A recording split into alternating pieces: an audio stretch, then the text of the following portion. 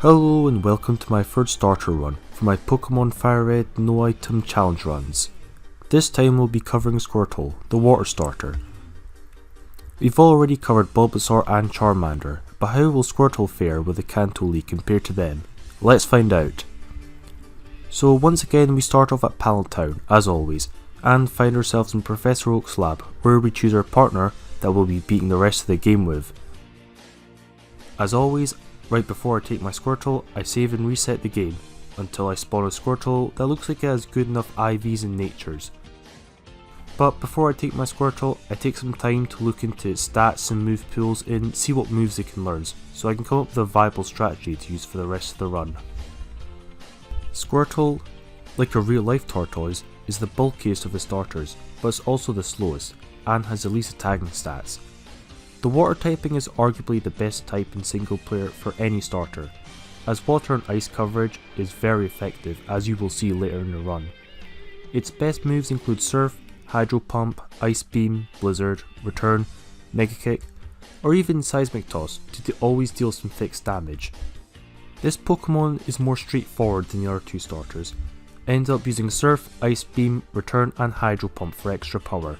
This way you have good coverage against almost everything and can deal with all the potential threats we'll see in the Pokemon League, especially against her grass type starter rival. For natures, I settled with a quiet nature to boost special attack but lowering speed. At a high enough level I was still able to outspeed most threats. Honestly, any special attack nature will do and will maximise your Squirtle's power. Now I have my starter, I test out in our rival's Bulbasaur. We speed tie with it, but ultimately emerge victorious in the end. Now it's time to start our adventure for real.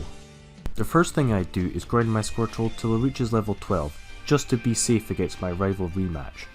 After that, we challenge Green again, and we win without too much trouble.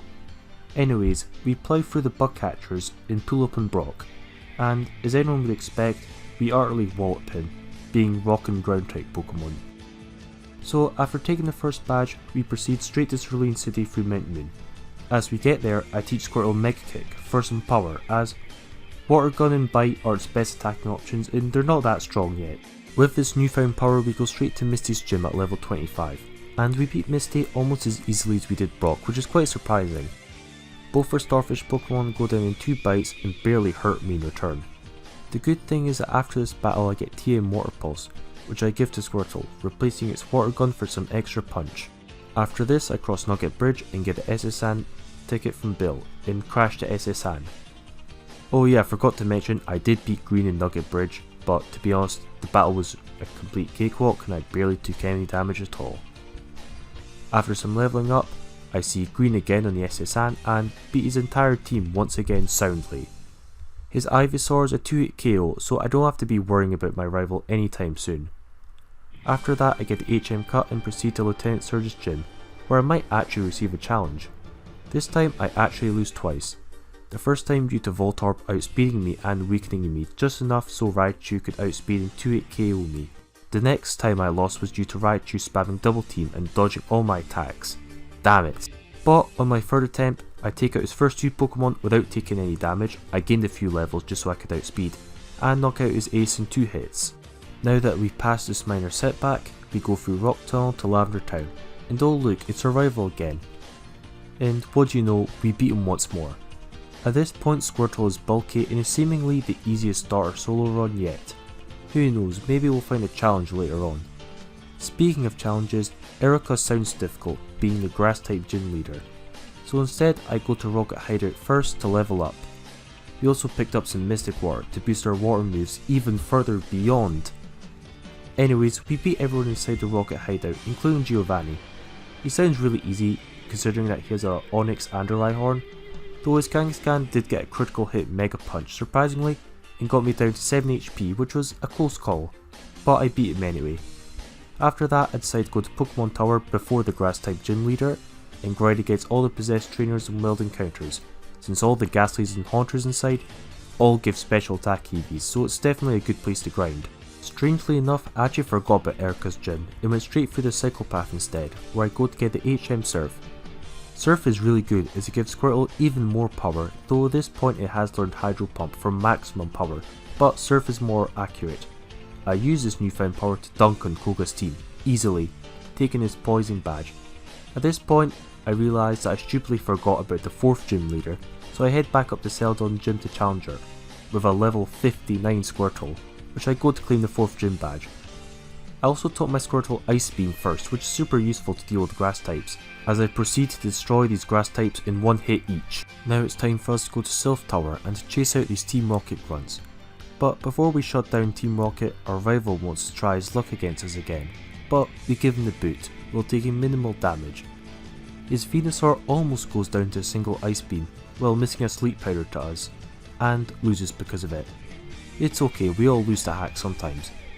After this, not only Giovanni, but Sabrina also, the 6th gym leader, both go down with barely any fight. Say this challenge run is getting easy is an understatement. Maybe next time I'll actually do a hard challenge run and you guys can see my final form. But for now, we carry on with the Slaughterfest, as we destroy the last 2 gym leaders, Blaine and Giovanni. Seeing as both of their teams are all weak to water, the battles are barely even worth showing. Jesus. Time to finish this run, but before we get to the Pokemon League, Green wants another beating, so we comply. Funnily enough, I speed tie with his Venusaur, but put it down with Ice Beam. His Alakazam deals a lot of damage, but we win on our first time. Now we clear Victory Road and go to claim the Pokemon Championship belt. After finding all 13 rare candies in the game and some last minute leveling, I reach level 94 and proceed to Lorelei. I give my Squirtle a Mystic Water, though Leftovers is probably better since he's really bulky, but I couldn't be bothered catching all these Pokemon, so I go anyway.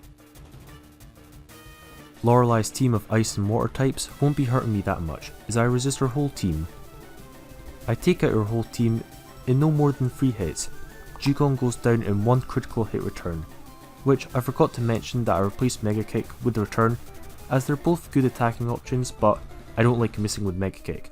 Also, Cloyster goes down in 1 Hydro Pump, even though it's resisted. Man, Squirtle at this point is so strong that he doesn't even care about resistances anymore. Now it's Bruno's turn to get a beating. Get this, Squirtle outspeeds and 1-hit KOs his entire team. Goodness, he's on a rampage.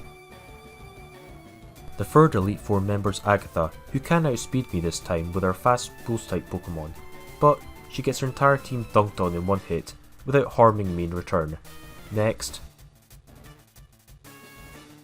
Now most people would agree that Lance is the hardest Elite Four member, and you would also think that Ice Beam would completely destroy his Dragon and Flying types, and you would be absolutely correct.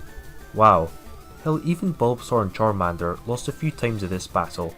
Water type best starter confirmed, I guess?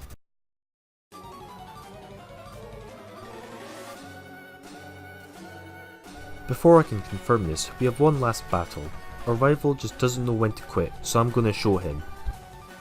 At this point, Squirtle can hit the majority of his team super effectively, and can 2-hit KO everything on his team except maybe Gyarados.